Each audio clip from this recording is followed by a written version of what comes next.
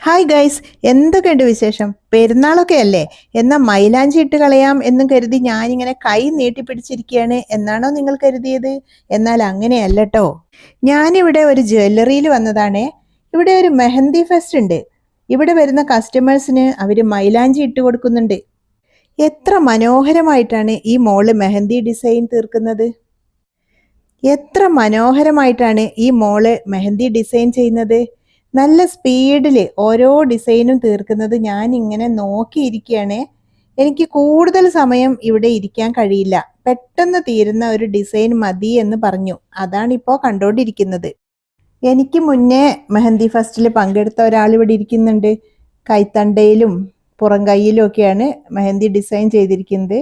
അതും നന്നായിട്ടുണ്ട്, നല്ല ഭംഗിയുണ്ട്, സൂപ്പറായിട്ടുണ്ട്. ഈ ജ്വല്ലറി ഏതാണെന്നറിയണോ? ഇപ്പൊ പറയാം. ഇത് കവിത ജ്വല്ലറിയുടെ പെരുന്നാൾ സമ്മാനം ഇവിടെയുണ്ട്. ഇന്നും നാളെയും ഇവിടെ വരുന്ന കസ്റ്റമേഴ്സിനെല്ലാം ഇവരിങ്ങനെ മൈലാഞ്ചി ഇട്ട് കൊടുക്കുന്നുണ്ട്. ഈ മോളാണ് മെഹന്തി ഇട്ടത്. എന്താ പേര്? കെൻസ. Thank you. ഇത് കെൻസയുടെ ഫ്രണ്ട്. എന്താണ് പേര്? റൂബ.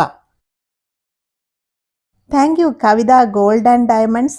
Thank you Kensa, Ruba. സ്കൂളിൽ നിന്ന് പോന്നതിന് ശേഷം ഇതുപോലെ മെഹന്തി ഞാൻ ഇട്ടിട്ടില്ല കേട്ടോ.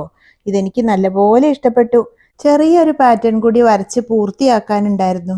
അപ്പോൾ വീഡിയോ കാണുന്ന നിങ്ങൾക്ക് ഓരോരുത്തർക്കും ഞങ്ങളുടെ ചെറിയ പെരുന്നാൾ ആശംസകൾ.